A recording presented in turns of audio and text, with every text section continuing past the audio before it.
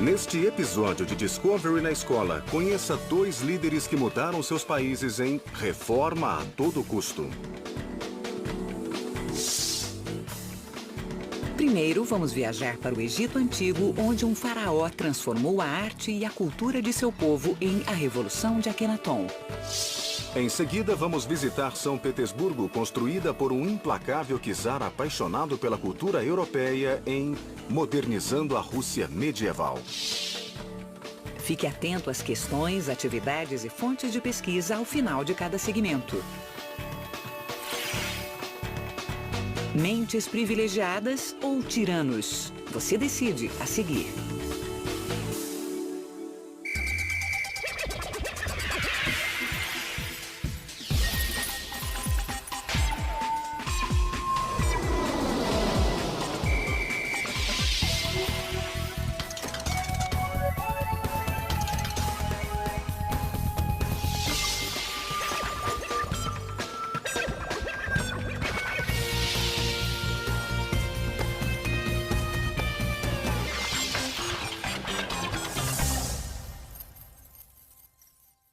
Ao assistir à primeira parte deste programa, reflita sobre as seguintes perguntas. Como Akenaton desafiou os sistemas e tradições do Egito Antigo? Como o povo egípcio reagiu às dramáticas mudanças de Akenaton? O Egito Antigo era uma terra que mantinha suas tradições. Os egípcios acreditavam que os deuses garantiam a ordem no mundo e que era preciso se apegar a eles. Até que um faraó tomou o poder. Ele construiu sua própria cidade e mudou tudo.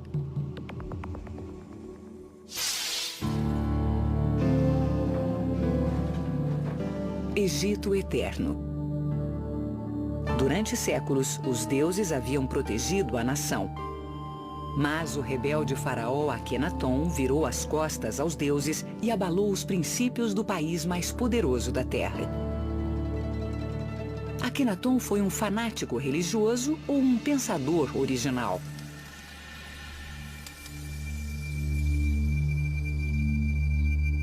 Parece que as pirâmides e templos do Egito vão durar para sempre, mas alguns monumentos desapareceram logo após sua construção.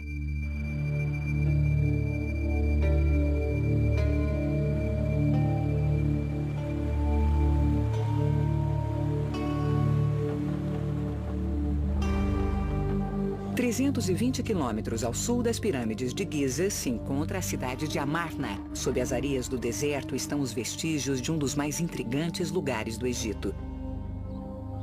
Estranhos eventos ocorreram lá há 3.000 anos. Uma nova religião nasceu, um faraó deformado morreu e os egiptólogos ainda tentam entender o que aconteceu.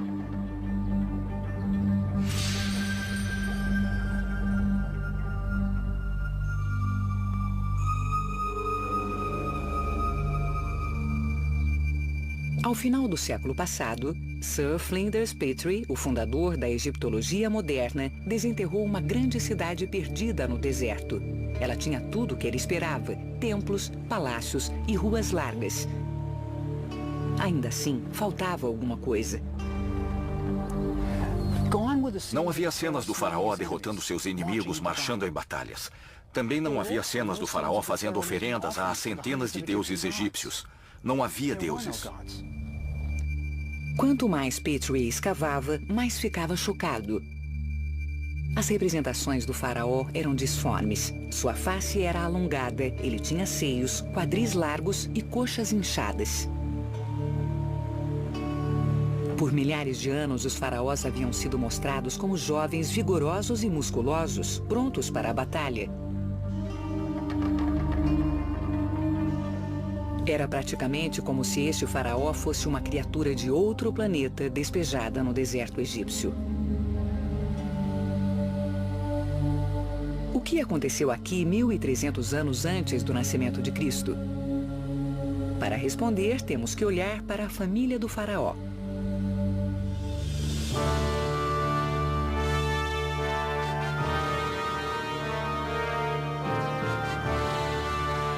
Era a época mais gloriosa do Egito. O país nunca foi tão rico, poderoso e seguro. Por todo o Nilo, os trabalhadores erguiam vastos templos para prestar homenagens a centenas de deuses. Se os deuses eram agradados, o Egito prosperava.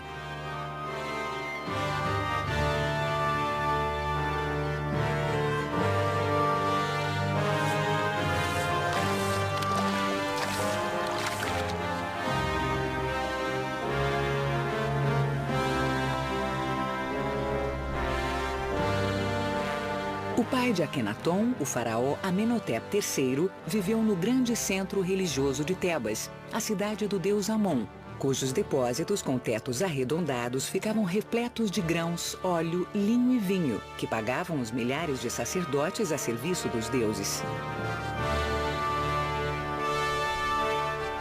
A religião era a principal indústria da cidade, e bem no centro disto estava Amenhotep III.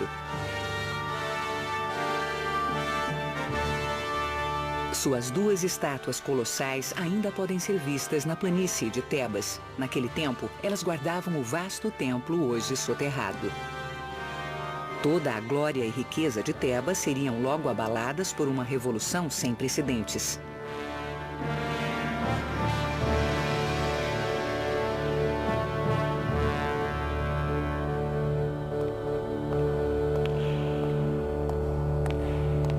Amenhotep III, também chamado de Amenófis III, comandava o show nos anos de glória do Egito. Não é surpresa que a maior estátua do Museu de Cairo represente o faraó com sua família. Aqui está Amenhotep III. Esta aqui é sua esposa, a rainha Tii. Eles tinham 6 filhos. E o importante é como os filhos foram tratados. Havia 4 filhas. Esta é uma delas. Esta estátua é como um retrato de família. E todas as 4 filhas tinham títulos importantes. Havia também um filho, Tutmés. Ele foi nomeado alto sacerdote de Mênfis.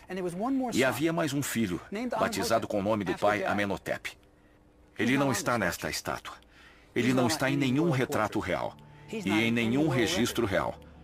Há um verdadeiro mistério aqui. Por que a família real ignorou completamente seu filho mais novo?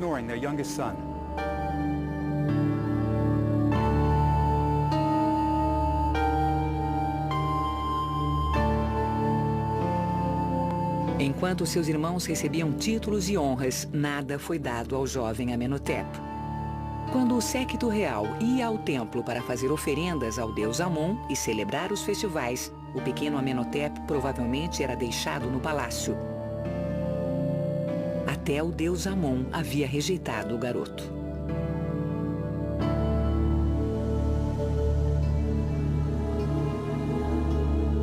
Assim, o jovem príncipe era excluído das cerimônias do templo, onde seus irmãos faziam ofertas aos deuses. Tudo girava em torno dos templos e de suas centenas de sacerdotes.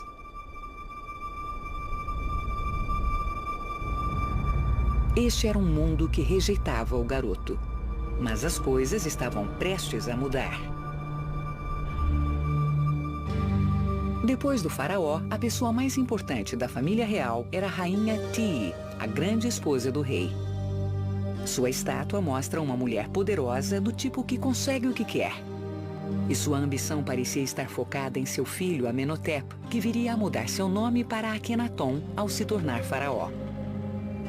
A rainha Tii queria que seu filho Akenaton fosse o faraó do Egito. O irmão mais velho de Akenaton havia morrido, mas havia outros candidatos ao trono. O faraó teve filhos com esposas de menor importância. Em circunstâncias normais, qualquer um deles poderia ser o faraó. Mas foi o filho considerado o patinho feio que se tornou rei. É um curioso capricho da história. E nós vivemos até hoje as consequências da determinação de Tii para colocar Akenaton no trono do Egito. Levado ao topo por sua mãe ambiciosa, o rapaz tornou-se o governante do Egito. Mas uma pessoa tão rejeitada seria que tipo de faraó?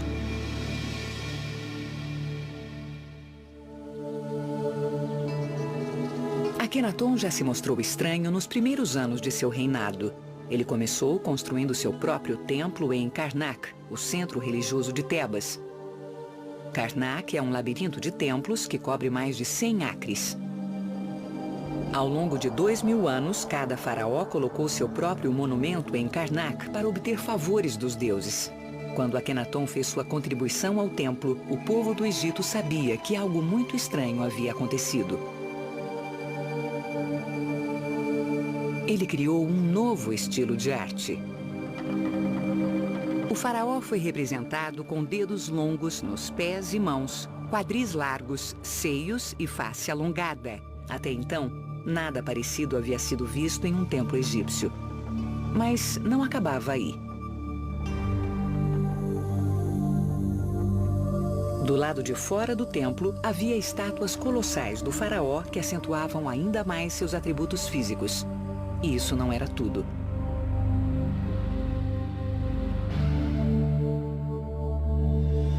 O templo foi coberto com figuras de Aton, o disco solar, com seus raios terminando em mãos segurando Ankhs, o hieróglifo que significa vida.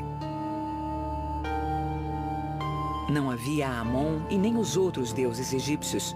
Eles foram substituídos pelo disco solar. As pessoas devem ter se perguntado, onde estão os outros deuses? Eles logo saberiam. Akenaton declarara pela primeira vez na história que só havia um deus. 2000 anos de religião egípcia foram colocados abaixo.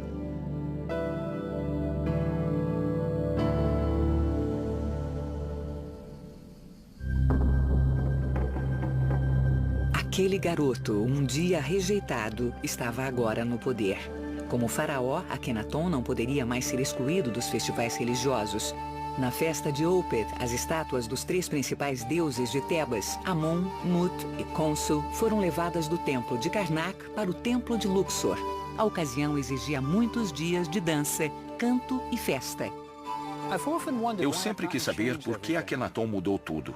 Ele era rei do Egito, por que criar confusão? Mas se estivermos certos quanto a ele ter sido um filho rejeitado, isso explica tudo. Ele era como a Cinderela. Quando seus irmãos iam para os festivais religiosos, ele ficava em casa. E veja o que ele perdia. O maior show da Terra.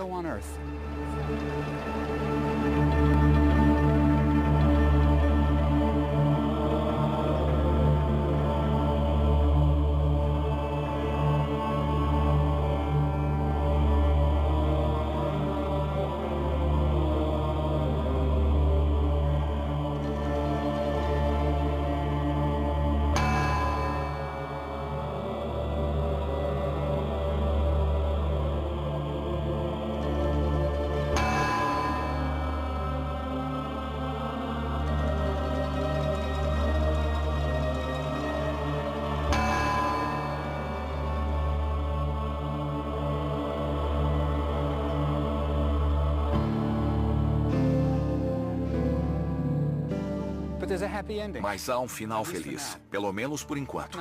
Akenaton torna-se rei do Egito. E com o seu poder, ele pode fazer tudo.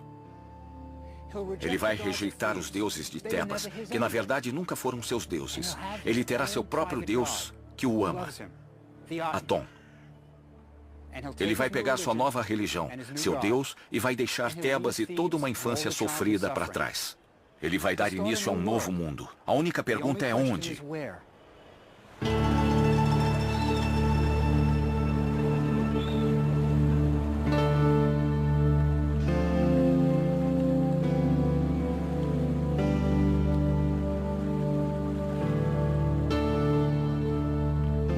A pergunta sobre onde Akenaton deveria recomeçar sua vida foi respondida pelo próprio Aton no 5º ano de reinado do faraó.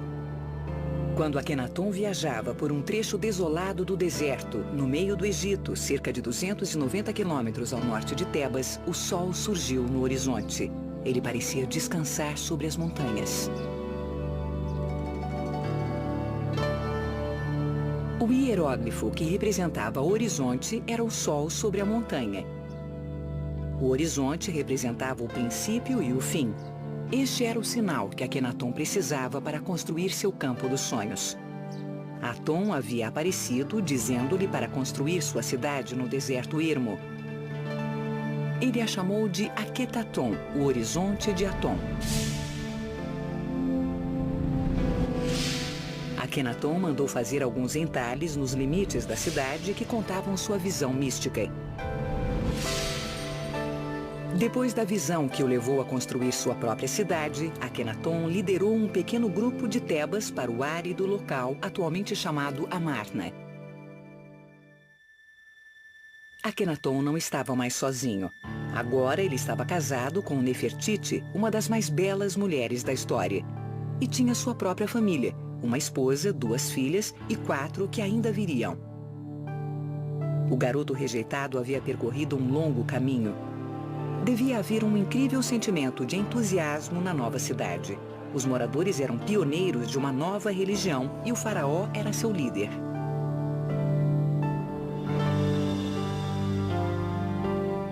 O fato foi um divisor de águas na história do mundo e Akhenaton o seu pivô. Mas o restante do Egito aceitaria a nova religião do faraó?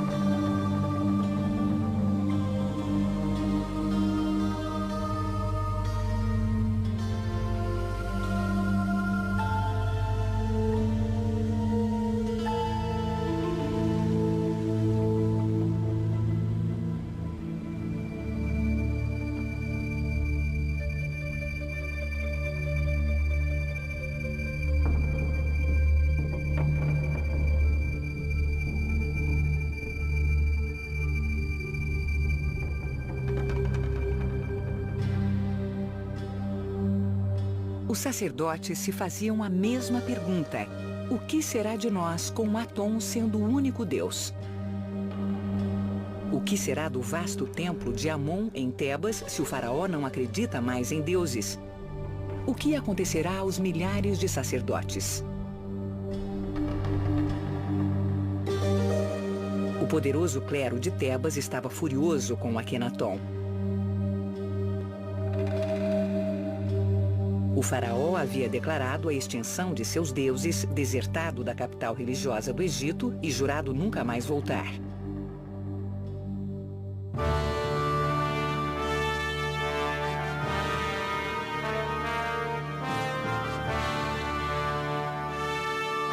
A religião não foi a única coisa a ser mudada por Akhenaton.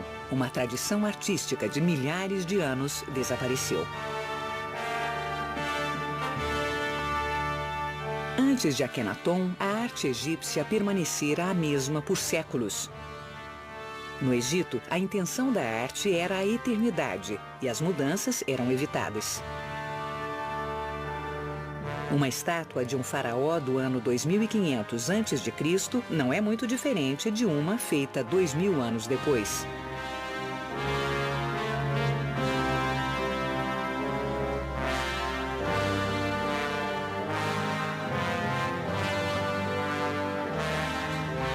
Akhenaton surpreendeu com suas decisões.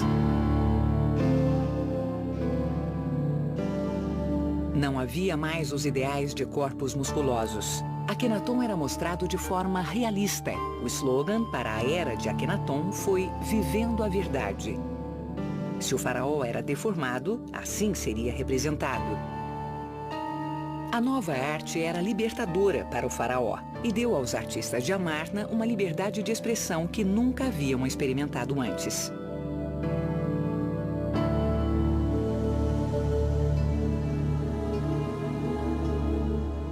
Cenas da família real poderiam ser feitas sem amarras às tradições.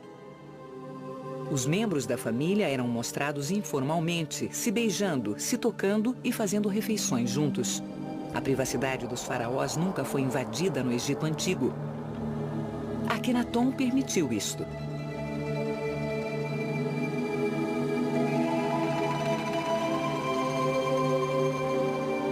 Quando jovem, em Tebas, Akhenaton nunca havia sido mostrado com sua família ou sequer mencionado em monumentos. Mas em Amarna, ele podia dizer: "Me aceitem como eu sou". Pela primeira vez na vida, Akhenaton podia ser ele mesmo.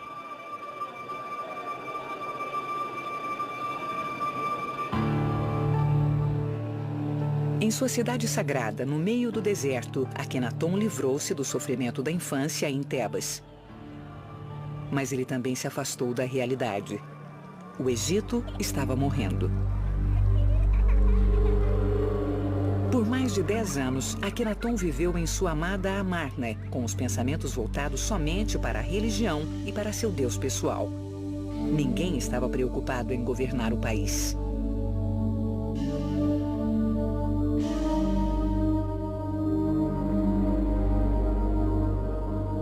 O exército do Egito, que já havia sido grande, tornou-se fraco e os países estrangeiros não enviavam mais seus tributos. Dos postos remotos da Síria e do Líbano, os embaixadores escreviam para dizer que eles não eram mais respeitados. Isolado dos problemas do Egito e da realidade, Akenaton vivia feliz com seu novo Deus, sua nova família e sua nova cidade. Mas depois de 14 anos de casamento, sua linda esposa Nefertiti faleceu. Sua segunda esposa, Kia, também havia morrido. O faraó estava sem uma mulher ao seu lado. Akenaton cresceu no meio de mulheres, 4 irmãs e sua poderosa mãe, a rainha Tii. Nefertiti sempre esteve ao seu lado, compartilhando seus sonhos.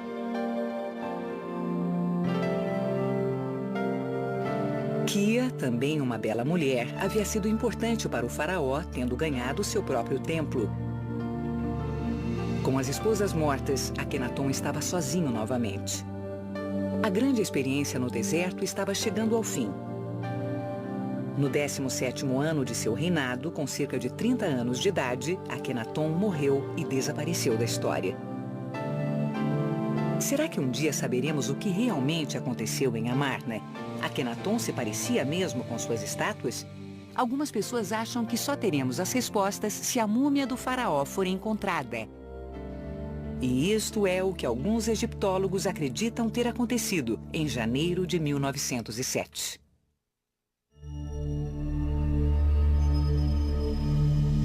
De todas as múmias de reis já descobertas, nenhuma causou mais controvérsia do que a encontrada na tumba 55 do Vale dos Reis. No início do século XX, Theodore Davis, um milionário americano, fazia escavações no Egito e descobriu uma tumba onde um sepultamento do período de Amarna havia sido refeito. A tumba estava claramente inacabada e o enterro foi feito às pressas. Painéis de madeira decorados foram encontrados pelo chão e recostados nas paredes. Estes painéis traziam imagens danificadas de Akenaton cultuando o disco solar, além do nome da rainha Tii.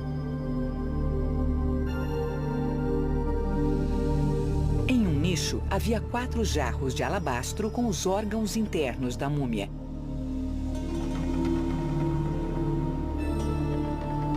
No chão havia uma urna muito danificada, feita com milhares de pastilhas incrustadas e pedras semi-preciosas, com formato de asas protetoras.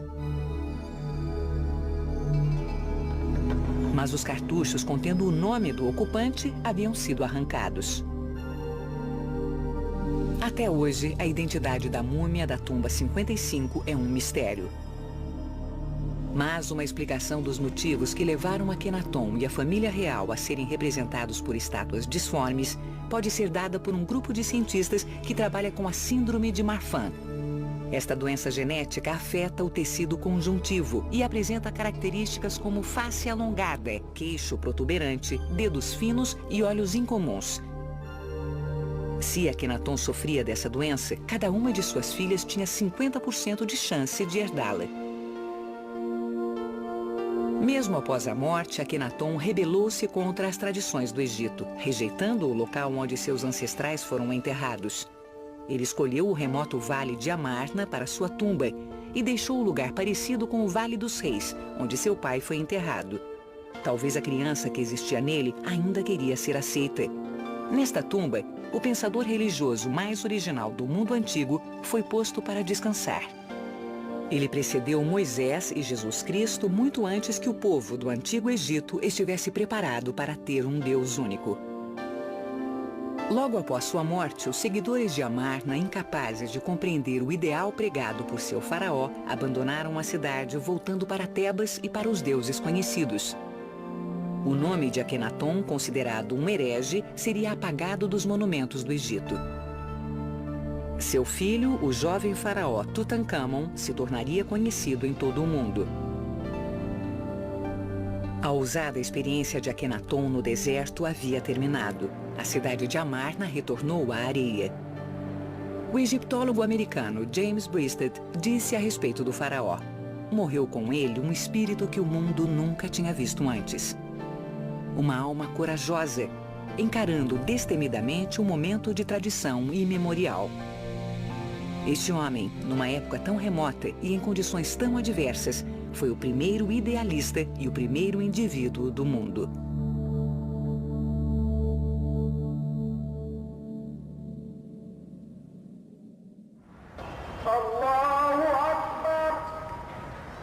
Há 3.000 anos, o rebelde faraó Akhenaton insultou os habitantes do Vale do Nilo, pregando o culto a um único Deus.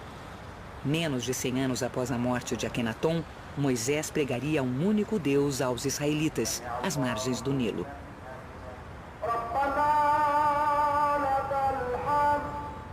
Hoje, nas mesquitas, milhões de egípcios ouvem os muezins afirmando que só existe um Deus e que Alá é o seu nome. A ideia de um Deus único, antes uma crença radical de um herege isolado, é hoje abraçada por muçulmanos, cristãos e judeus de todo o mundo. A visão de Akhenaton sobrevive. Você sabia? A esposa de Akhenaton, Nefertiti, era conhecida em todo o mundo antigo pela sua impressionante beleza. Seu nome significa "A Bela Chegou".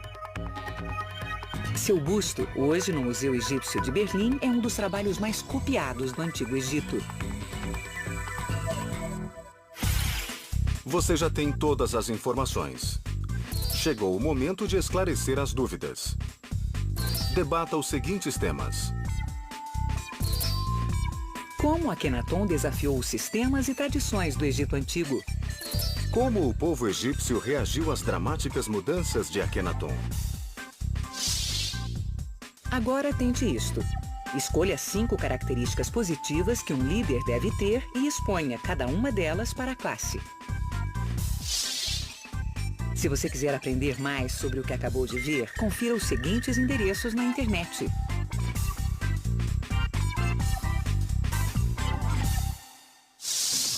Enquanto você assiste a segunda parte deste programa, reflita sobre as seguintes perguntas. O que Pedro o Grande aprendeu com suas viagens a outros países europeus? Quais dificuldades Pedro o Grande enfrentou para construir a cidade de São Petersburgo? Depois de Akhenaton, muitos líderes poderosos revolucionaram seus países. Nem todos tiveram sucesso, mas a visão e determinação de Pedro o Grande transformaram a Rússia do século XVIII e levaram à construção de São Petersburgo.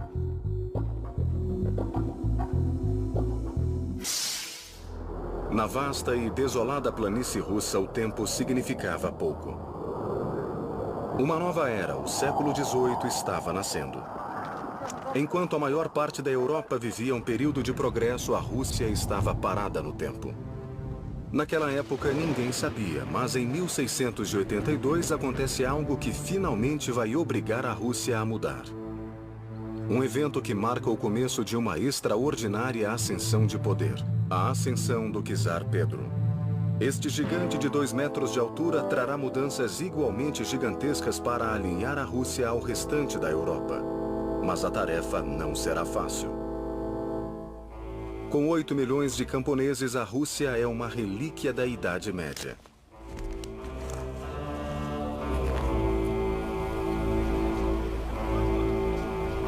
Isolados do mundo exterior, os domos bizantinos do Kremlin refletem séculos de resistência ao progresso e à reforma. O Palácio dos Romanovs permanece como um firme símbolo da inabalável dominação dos czares. Eles têm o poder de vida e morte sobre milhões. Seu desejo é lei. Mas mesmo na longa história da Rússia, poucos governantes lutaram pelo poder. O reinado de Sofia Romanov começou como terminaria, banhado em sangue. Em 1682, o czar reinante morreu, deixando seus 2 irmãos mais novos como herdeiros. Sua irmã Sofia tomou a iniciativa. Ela induziu a guarda do palácio, chamada de Streltsy, a tomar o Kremlin para que ela assumisse o controle.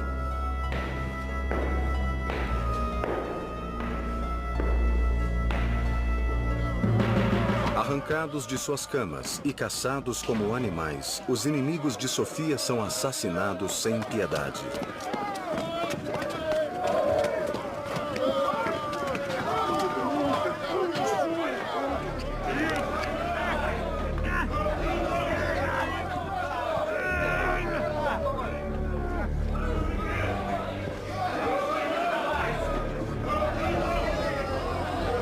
Duas testemunhas da brutalidade de Sofia são sua madrasta, Natália, e seu irmão, Pedro. Pedro, de 10 anos, é o herdeiro mais novo.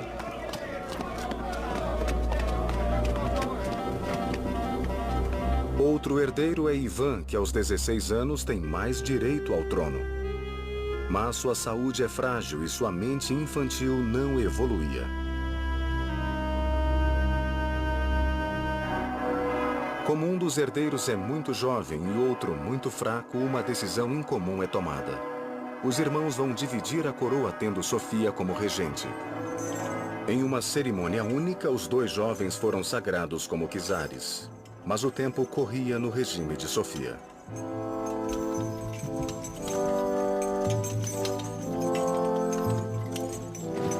Era 1689 e Pedro chegava rapidamente à idade em que poderia governar sem um regente. Sofia não desistiria de seu poder facilmente. Ela havia se convencido que o irmão estava liderando uma rebelião contra ela e, num arrepiante eco de seu primeiro golpe, chamou os guardas do palácio. Pedro acordou diante do mesmo pesadelo que aterrorizou sua infância. Os guardas marchando contra ele. Mas isso havia acontecido 7 anos antes, quando ele era apenas um menino. Agora ele era o czar. Nenhum guarda do palácio teria coragem de tocar a encarnação de Deus na terra.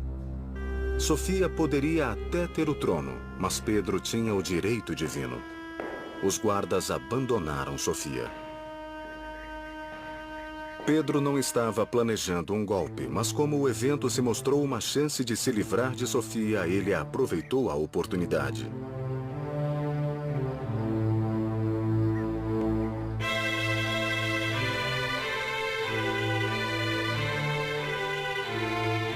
Ela foi banida para um convento fora de Moscou, de onde não sairia mais.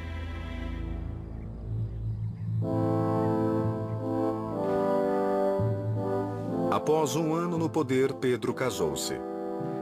A escolhida, Evdokia, era tímida e inculta, mas se mostrou uma esposa obediente e lhe deu um filho.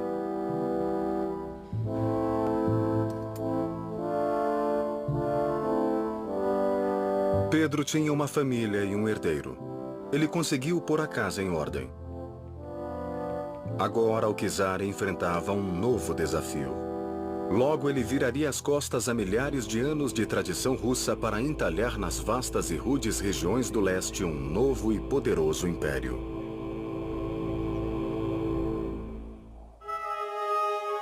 A Rússia estendia-se das fronteiras geladas da Suécia pelas regiões selvagens do Oriente até os limites do Oceano Pacífico.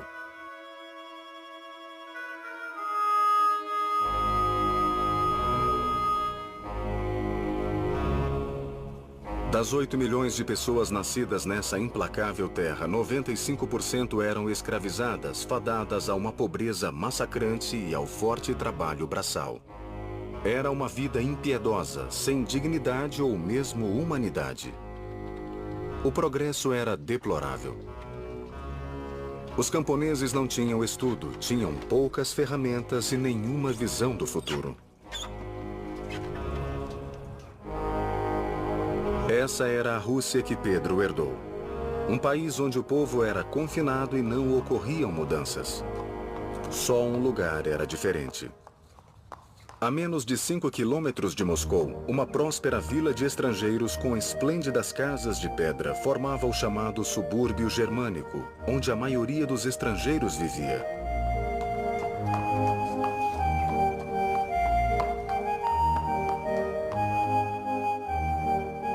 Do subúrbio germânico vieram os mais engenhosos instrumentos. Para Pedro, eles eram fascinantes e frustrantes ao mesmo tempo.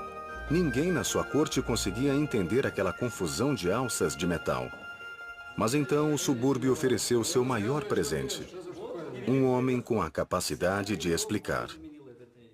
O mercador holandês Frans Timmerman trouxe a tecnologia à vida. Ele revelou o segredo do sextante, um instrumento usado para medir distâncias no mar. Ele podia transformar marés, ventos e ondas em poderosos aliados. Timmerman abriu os olhos de Pedro para os sonhos do mar, e o czar não o decepcionou. Pedro mandou construir 5 navios em um lago a 140 quilômetros de Moscou, o corpo d'água mais próximo. Ele aprendeu as habilidades da marcenaria sozinho e trabalhou duro orientado por artesãos europeus. O czar se orgulhava do que havia aprendido, deixando sua marca. Pedro iniciou uma trajetória extraordinária. Se antes algum czar havia deixado os limites da Rússia, teria sido em nome da guerra. Mas Pedro estava embarcando em uma missão diferente. Ele estava indo roubar ideias, conhecimento e mentes talentosas pela Europa. Em março de 1697, Pedro deixou Moscou. A pompa e cerimônia também foram deixadas para trás.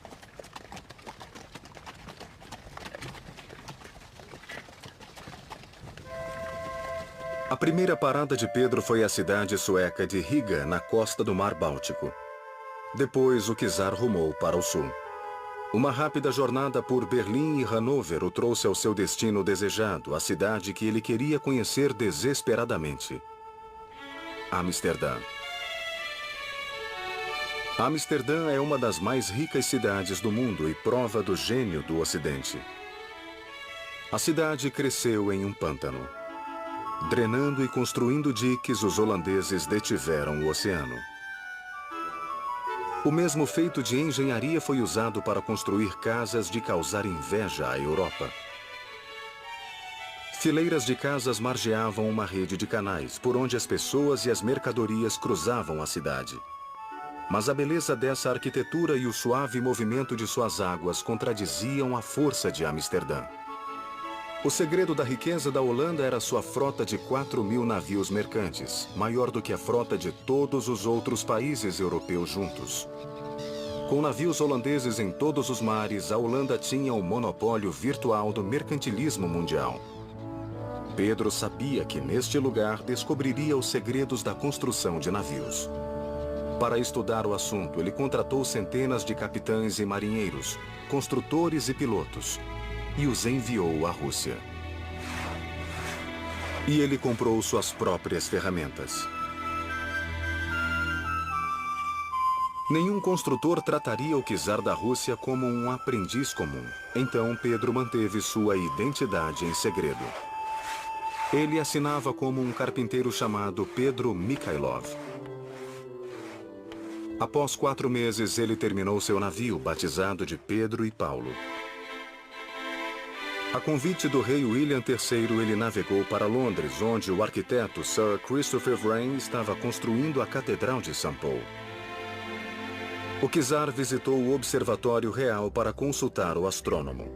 E vendo a Casa da Moeda e o arsenal do rei, se inspirou em ideias para moedas e canhões.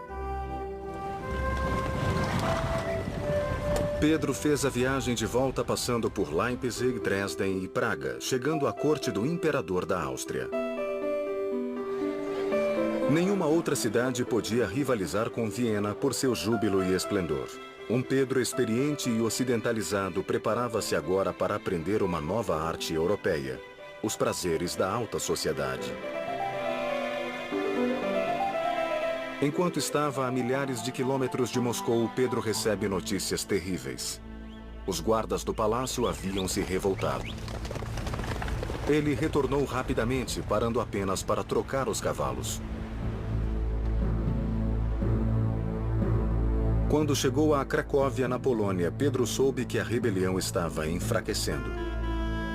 Quando o czar finalmente chegou à Rússia, havia 1.800 prisioneiros acorrentados. Seus generais informaram que seus guardas se rebelaram porque não queriam sair de Moscou para lutar contra os turcos. Mas Pedro achava que não haviam lhe contado toda a verdade. Certo de que havia um plano maior, ele queria forçar a verdade a qualquer custo. O czar então ordenou a execução de 130 líderes. O restante foi torturado. Os guardas foram interrogados 6 dias por semana durante 6 semanas. Mas Pedro não encontrou nenhuma evidência de conspiração. Ele ainda enforcou centenas de rebeldes nos muros do Kremlin.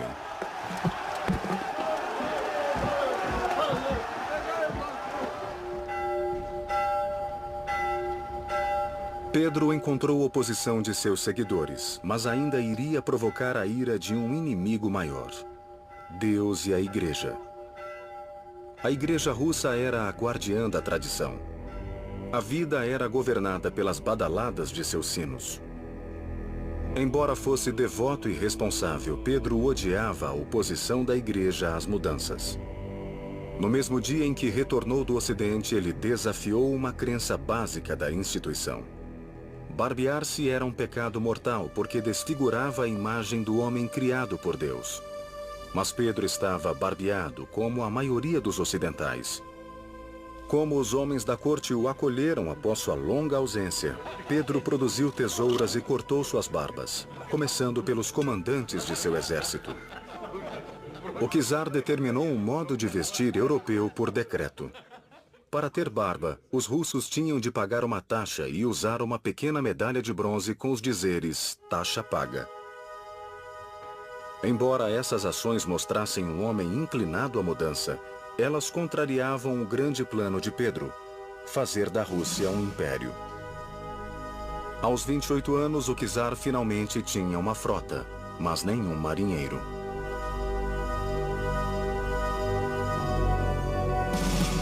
Então Pedro olhou para o oeste em direção à Suécia. Por 500 anos, russos e suecos disputaram o território ao redor do Mar Báltico. Estas terras garantiam acesso à Europa e Pedro estava determinado a tê-las. O rival de Pedro era apenas um garoto de 18 anos. Assim como Pedro, Carlos XII havia ascendido ao trono na infância. Ele também tinha apetite por conflitos, o que o fez formar um dos melhores exércitos da Europa. Os suecos encontraram os russos no forte de Narva. O exército de Carlos está exausto pela longa marcha. Além disso, estão em número bem menor. Para cada soldado sueco, Pedro tem 4 russos. Mas a audácia é a marca de Carlos. Ele ataca os russos.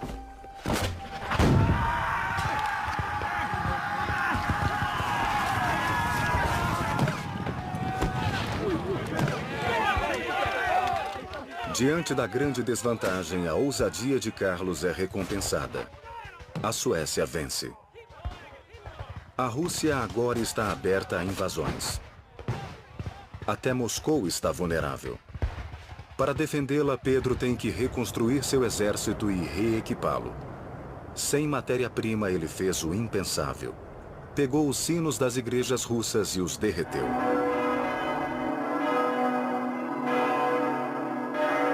Pedro transformaria o bronze sagrado em novas armas diabólicas. Para muitos era sacrilégio, mas para Pedro era progresso.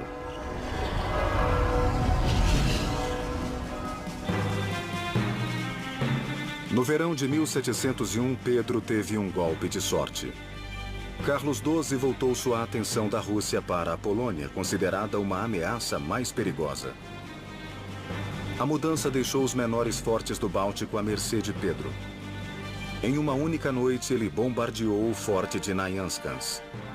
Este caiu e Pedro teve o que queria: uma saída para o Mar Báltico. O czar se sentiu triunfante. Para celebrar, anunciou a construção de uma cidade. A terra estava molhada e enlameada, mas as imagens de Amsterdã, construída em um pântano drenado, estavam frescas na memória de Pedro. Se os holandeses conseguiram, ele também conseguiria. São Petersburgo foi construída sobre lama e ossos. Pedro assistiu a cada estágio da construção de uma cabana de 3 cômodos. Ele não via o prenúncio do fracasso, mas sim uma cidade emergindo com um forte e um porto. Uma cidade de onde ele lançaria seu império. Mas nem todos compartilhavam este sonho. Os russos pagavam pelo elevado custo da construção com vidas e dinheiro.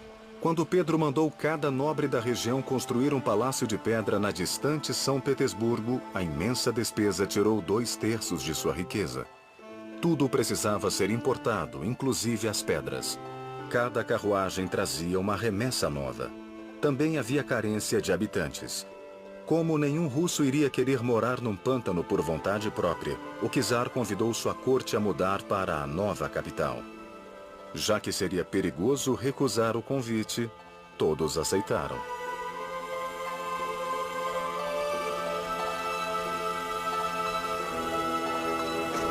Mas mesmo com a cidade crescendo, o perigo surgia no Báltico. Em 1708, o fantasma de Carlos XII da Suécia voltou a assombrar a Rússia. Se Carlos achou que poderia juntar suprimentos para seus soldados enquanto marchava pela Rússia, estava enganado. Pedro se adiantou e, por onde o exército sueco iria passar, criou um cenário de desolação. Vilas foram despovoadas e destruídas. Para onde Carlos olhasse, achava apenas ruínas. Pela Rússia, nenhum sacrifício era grande demais. Em 1709, os 2 exércitos se encontraram em Poltava. Conforme os suecos avançavam, sua sorte ia de mal a pior. Pouca coordenação entre seus generais deixava seu principal exército em desproporção de 5-1. Ao meio-dia, a vitória era de Pedro. Carlos XII foi obrigado a fugir em um cavalo emprestado e procurar abrigo na Turquia. A Suécia jamais seria forte o suficiente para ameaçar Pedro e a Rússia. O confronto final de Pedro o Grande não seria com um monarca externo, mas com alguém de sua própria família. Como um conquistador, ele não era desafiado, mas como pai era um fracasso. Sua relação com seu filho Alexis é fria e distante. Alexis é o oposto de Pedro, fraco, devoto e conservador. Então Pedro dá um ultimato. Alexis precisa se fazer digno de reger a Rússia ou deve servir a Deus como monge. Alexis escolhe uma terceira opção. Ele foge. Vai para Viena e em seguida para Nápoles, onde se esconde. Mas os ministros de Pedro o caçam e o arrastam de volta à Rússia para encarar a fúria de seu pai.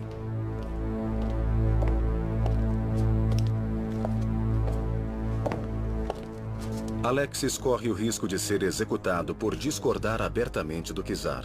Mas Pedro concorda em poupar sua vida com 2 condições. Alexis precisa mostrar interesse pelo trono e nomear pessoas. As ações de Pedro eram extremas. Ele suspeitava de um plano maior. Meses depois, Pedro descobre que seu filho planejava afundar a marinha e abandonar São Petersburgo quando se tornasse czar. Alexis é julgado por traição e é torturado. Em seu último ato de desafio, Alexis morre antes de poder ser executado, provavelmente devido à tortura. Apesar de seus defeitos, nenhum outro monarca russo conquistou tantas coisas quanto Pedro. Ele tinha visão para conceber grandes mudanças e energia para realizá-las. Seu reino foi de uma contínua expansão territorial. Ele envolveu-se em guerras durante 21 anos, criando um moderno exército e fundando a Marinha da Rússia. Ele construiu portos, fortes e uma nova capital.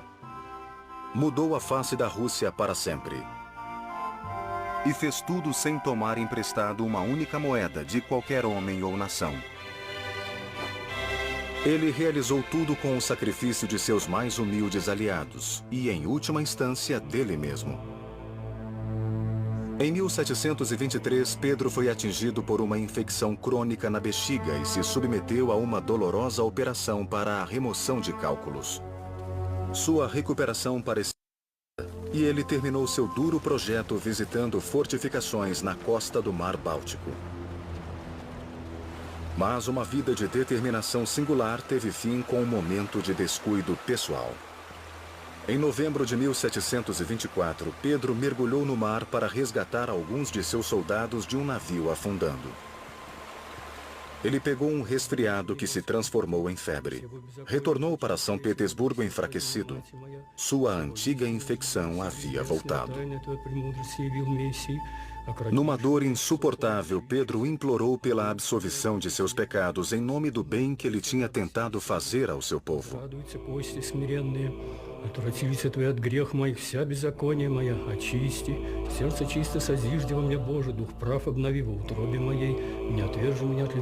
Na manhã de 28 de janeiro de 1725, Pedro entrou em coma e morreu.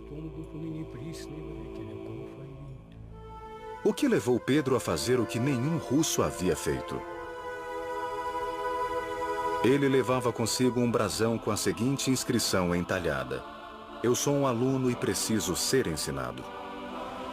Ele teve a humildade de aprender com suas próprias mãos e a arrogância de acreditar que poderia ensinar uma nação a abandonar seu passado e abraçar o futuro. As lições deste gigante levaram uma nação igualmente gigante para frente e para dentro de um mundo que o czar mudaria para sempre. "Eu o vejo em todos os lugares", escreveu um russo. "Eu me recuso a acreditar que havia apenas um Pedro o Grande e não vários dele." Você sabia? Pedro o Grande mudou a capital da Rússia para São Petersburgo em 1712, fazendo do francês e não do russo sua língua preferida na corte. Somente em 1918, os bolcheviques mudaram a capital para Moscou novamente.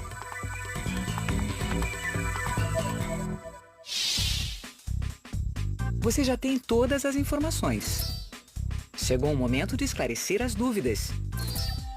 Debata os seguintes temas. O que Pedro o Grande aprendeu com suas viagens a outros países europeus? Quais dificuldades Pedro o Grande enfrentou para construir a cidade de São Petersburgo? Agora tente isto. Faça um guia de viagens de São Petersburgo.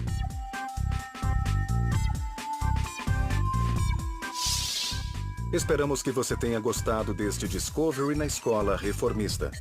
Se você quiser aprender mais sobre o que acabou de ver, confira os seguintes endereços na internet.